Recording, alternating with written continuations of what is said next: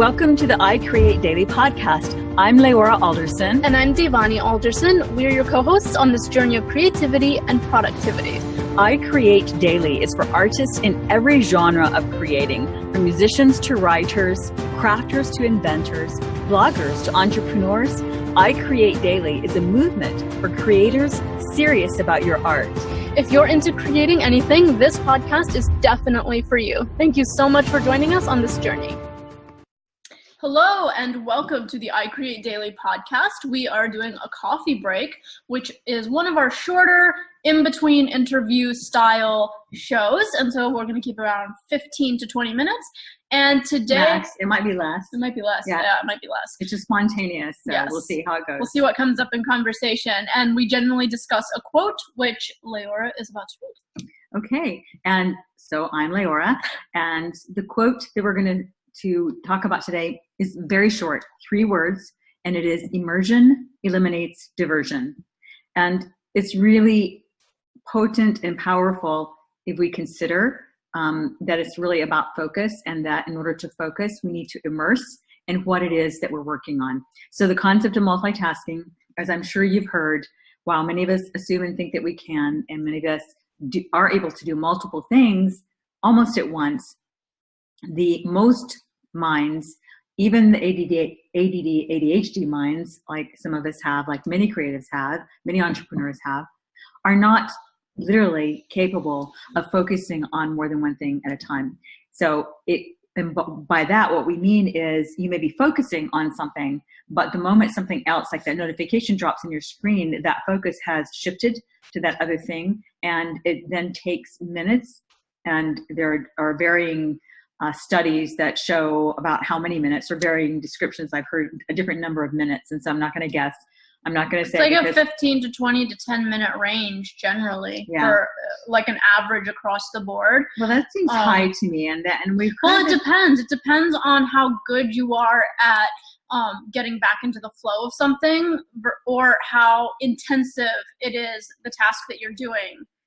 Yeah, that you have to get back into the flow up, because there's things that are pretty easy. Like for me, it's pretty easy if I'm distracted, but I'm trying to schedule content for social media. Most of it's already been pre-curated. If I get distracted, I can just look at my sheet and be like, oh, copy and paste this into where it needs to go. Whereas if I'm writing a piece of content and I get distracted and I have to go take care of my dog or do something that pulls my attention away, and then I come back to writing, it's this process of like, wait, what was I saying? I forgot the sentence I left off at. What's happening? Yeah, what to get in the flow. And I think that those studies, that's a good point, include things like the kind of task and the rate of productivity, like, how many words per minute were being typed, how many, what's the keyboard keystrokes and that sort of thing.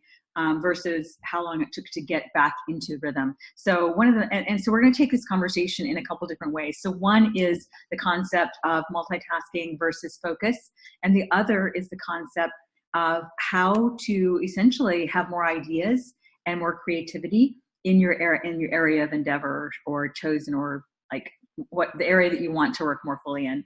So, and also if you have several areas you want to immerse into, as many of us creators and entrepreneurs do. Right. In fact, we were just talking about that. So we've been definitely following Jeff Wood's talk on Ryan Moran's Freedom Fastlane podcast. Loved that session. Remember? Okay, yes. Go ahead. So you guys have to listen, and we're going to link. You have to listen to this. Talk about goal setting and focus. These guys have it down, and Jeff Woods is taking, who is one of the entrepreneurs working with Gary Keller and of Keller Williams Realty, and the co-author of the book, The One Thing, with Jay Papasan. And Jeff Woods is masterful at taking Ryan live on the podcast. Well, I mean, obviously at the time they were doing like a real session on, how to narrow down to one thing. And it doesn't matter if you're going to do, like for instance, Ryan's one thing was hiring a marketing director. It doesn't matter if you cannot even begin to relate to that one thing. it's the concept is the same. Right. And it was so valuable. And it was also like really just so funny. It was funny. We listened to it as a family. A lot of times as a family, we will listen to an inspiring podcast and then talk about it all throughout dinner, or a documentary or a video, YouTube, and whatever. I think what was so insightful, it's not necessarily that we've never heard about focus. I mean, obviously people, like from when you're young, focus on your task, focus on doing your thing in school, focus on your assignment. Like you hear it all throughout your life about focus, but you don't necessarily hear about being intentionally focused in a way that what you're working on then builds the next thing you do. It's more like focus on the task you're doing. And there's not a huge connection necessarily between the task you're doing will then build onto the next thing you create. And so in entrepreneurship, the thing is that for a long time, you wear all the hats of your company. And then slowly over time, you hand some over to other people. And so it can be hard, like, okay, focus on one thing. Well, I have to do marketing, and I have to actually write my blog posts, and I have to send out emails, and I have to figure out Facebook ads. Oh, and on top of that, I have to create my art because that's what keeps it going. And so it can be a challenge to narrow that down.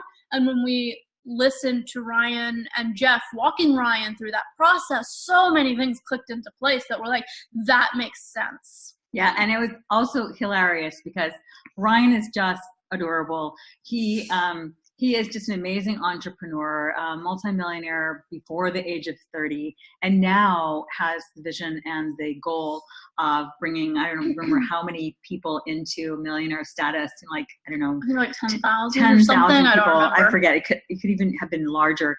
And he owns also the website capitalism.com, and we would love to hope to be able to interview him sometime. But he's definitely a visionary thinker, and you know, I get it done kind of guy. And yet at the same, so it was funny hearing, and Jeff was just a friend of his, so hearing them interact in this, you know, live coaching session about goal setting and what is your one thing kind of thing. It was like very clear that they were doing, you know, like they were really working. Like they were there to like figure out Ryan's one thing, and why he hadn't done it the week before. Yeah. He was getting frustrated. Just listen to it. Yeah. Just we don't have, but anyway, so one of the, a couple of the phrases from it have now become kind of like catchphrases around here for humor and, you know, just like fun. It's just wonderful. So we hope you will enjoy that.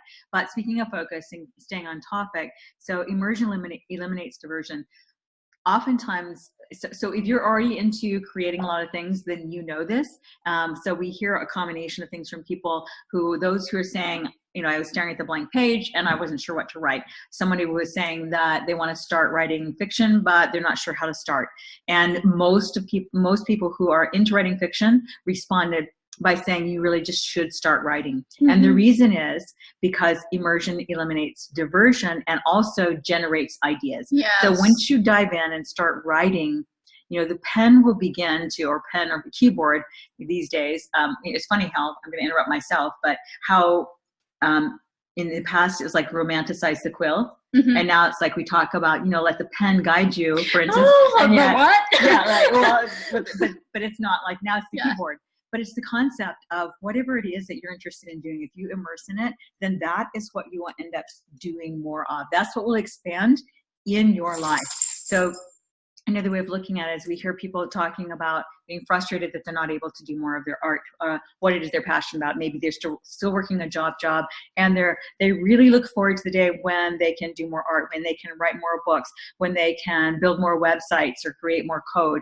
And the bottom line is when you do that, if you can't do it full time yet, is in your free time. You carve out the free time you carve out the time to do the things that are important to you. Yeah. And when you do that, then interestingly, the space and time to do that grows. Mm-hmm.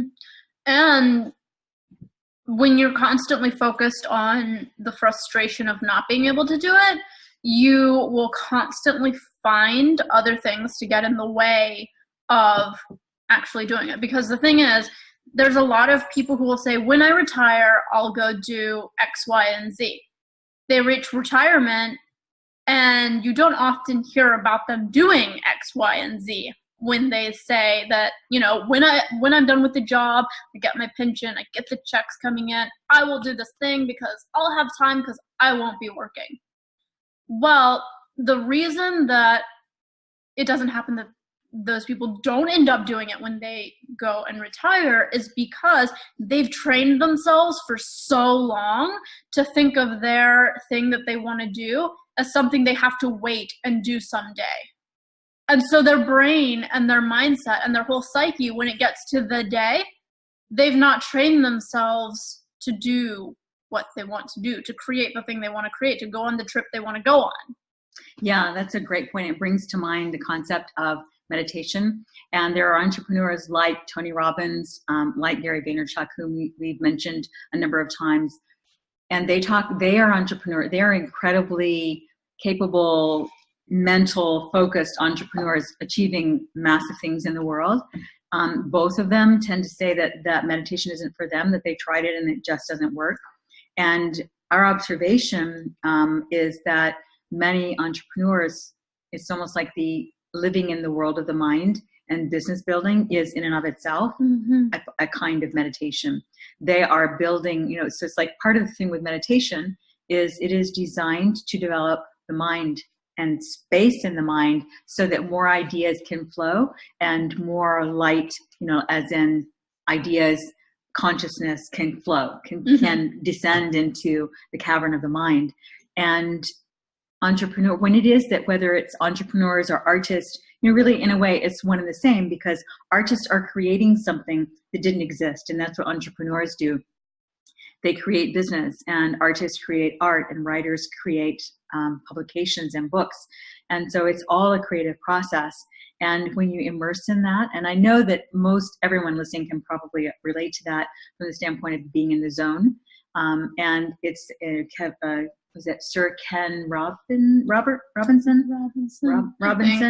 the author of The Element, which is one of our favorite all-time books, and we'll link that as well. If you're a parent and have kids, you will absolutely love that book. Even if you're not a parent, you will absolutely love the book, especially if you're creative, because it really speaks to the concept of following your passion and discovering what that is. And that is where you discover the zone. So when it is you're doing anything where you really get in the zone, and it may be for you, video games, I don't really mean typically. What I mean is a zone that is a creative zone as opposed to a passive consumption zone. Right. So there's there's the consumption side of creativity where your input helps with your output, but we're specifically talking about the creating side of creating. Yeah, the active. Yeah. Active as opposed to passive creativity. That's right. And so there is that place when you get into the zone of creating where you lose track of time. And we all have something where that's happened. And if for you haven't discovered like your one thing or the thing that you are certain you really want to pursue in your life, then look back at that and see, where in my life have I lost track of time? And then explore that further and pursue that. And just start doing things. I mean, so many of the times when we started working on a project, whether together or separately, and authors can relate. I think anybody listening to this who's created something can relate that the end product is never the initial idea. And yet through doing the action of creating, you develop the idea further. You have new ideas, you have new input, you have new structures, new context, new information, because you've already started, you've already run into a couple roadblocks, you figured out the solutions to those roadblocks. And so by the time you get to the end product, it's this more complete version of the seed idea that you originally had, that you wouldn't necessarily have thought about had you not just started. Yeah, that's a great point, which kind of brings us to kind of a wrap on this relative to that when it is that you're absorbed and immersed in whatever it is that you're working on or wanting to work on, then that's what grows more fully in your life, because what we put our attention on is what grows more fully. And that's where more ideas come and more opportunity come. So, and one of the ways to do that, how do you do that? Well, for us, the journey has been creating and discovering the 90-day goals journal. Mm-hmm. So I create daily 90-day goals journal, which is something that if you've been listening for a while, you know we created as a part of feedback from our mastermind and challenge group as to something that they wanted to use. And it was never on our docket to create ever. It was just like less than 5-6 months ago. It was not even like there's so many journals. Like, why create a new journal? Just pick one and use it. But we didn't find exactly what we were looking for and what they were asking for. And so we thought, okay, we'll create our own. And in that process, it's been amazing to discover. So like I tend to be someone who thought I didn't need a journal because I tend to be self-directed, disciplined, and productive. It's just who I am. And so, but what I've discovered is that so often, this is like a little bit the flip side of this quote, immersion eliminates diversion. And that is we also then have to come up for air in order to assess if we're in the right place and going on the right direction. Yeah, we talked before you skipped that point. We interviewed Ross Simmons, the episode's probably aired by the time you hear this. If not, it's coming soon. But he was talking about his process where he creates the thing, they launch it, and we'll write down the exact acronym he uses. But it was the build, ship, learn, and teach. I think it was teach at the end. So yeah, I don't remember, but the point, the 2 initial steps was to build it and launch it, and then learn from what they had executed on to see, is this viable? Is this something that can be that we should put attention on growing even more? So it's like you immerse yourself. Then you put it out and you get the feedback. You immerse yourself in the marketing of the idea, and then you step back and have an objective overview. Yeah, that's a good point. And so, let's see, gosh, this happens to me often. What was I going to say? The journal. Thank you. Yeah, that I didn't think I needed a journal. And so, but what I have found is because what I tend to do is something that most of you can relate to, and that is I dive into daily doing, and I start doing, I just get into it and I start doing right away. And I love what I do. I love the creating, writing articles, building sites, whatever we're doing. And then I realized that I could just keep doing that all day, but I haven't really stepped back and had an opportunity to create a clear mind and say, wait a minute, am I even going in the right direction? In fact, there's kind of a joke in our family that like when Devani and I have been on trips and invariably like conferences, it's like, remember heading out of the hotel room to, you want it, and it's like, so like, oh goodness, this has happened so many times. Like, which time should I pick from? Just kidding. Yeah. So she is a very ready, fire, aim person. She's very ready to go. Yesterday, 5 hours ago, come on, guys. And so we were at a conference, and this happened several times. So the last time it happened, we were at a conference, and she walks out of the room to go to, so that we can go to the conference place, meeting room. And what generally happens is there's a long hallway to get to the elevator, and almost without fail, she turns the wrong direction. And here's the thing, we all like hesitate. She has no moment of hesitation. She marches. And I'm not exaggerating at all. March. Okay, charge, but not march. Okay. But there's a rhythm and a cadence, and she's off to the races. And meanwhile, we're just, or me or whoever's with her, just standing here like, elevators other way. Yeah, it's so easy I am geographically challenged, dyslexic. So. I mean, I'm geographically challenged too, but apparently in buildings, my compass works. Yeah, and mine doesn't. But so, that kind of like reminds me of what I tend to do in the day. I dive in and I get going and I forget to look and see, and I've even done that in the car, get in the car. Okay, I'm going to go to this, vacuum repair shop, and I get in, I'm driving and I realize, wait a minute. Where am I going? I forgot the address. So there's the dog alarm. So anyway, that's where immersion, we do need to step back and take breaks. It's sort of like, I've used this term in writing before. I'm not sure how familiar people are with the concept of in-breath and out-breath.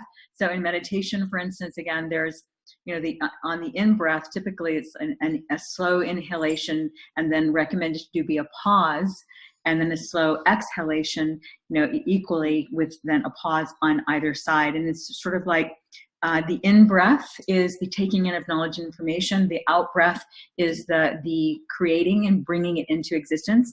And in between, though, we need to have those pauses in between the active stages, so that we can assess and look back and take stock.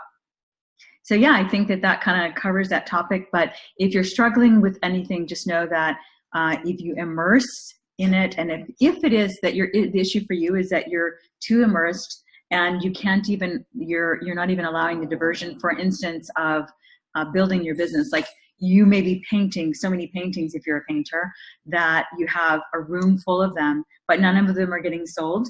Then that's time for a diversion into some kind of marketing. Divert so that you can immerse into something else. Immerse into how then to get your work into the world, so that it can live out and fulfill its destiny. And it's funny that we had so much to say on this topic, and it's literally a prime example of the quote itself, because literally before we started recording this, we were both looking at each other like, what are we going to say about this quote? I mean, it kind of says it all. Immersion eliminates diversion. What more could we say about this topic? But here we are. We just dove into it, and we're like, we'll figure it out. And so we immersed into the episode, and voila. Yeah, and you were probably more, as a result, you were probably more accurate about the time. It ended up taking something, a couple minutes. I was thinking, 15. So 20. She was right. Okay. All right. Okay. Bye, all right. guys. Thank you. Bye. Thanks so much for joining us for the I Create Daily podcast. Please let us know what creatives you would like us to interview and what topics you would be interested in hearing more about. And if you enjoyed this show, please leave a review on iTunes. We value your feedback. We read all the reviews, and it just helps us get the word out on the I Create Daily podcast. Thank you so much. Thanks so much.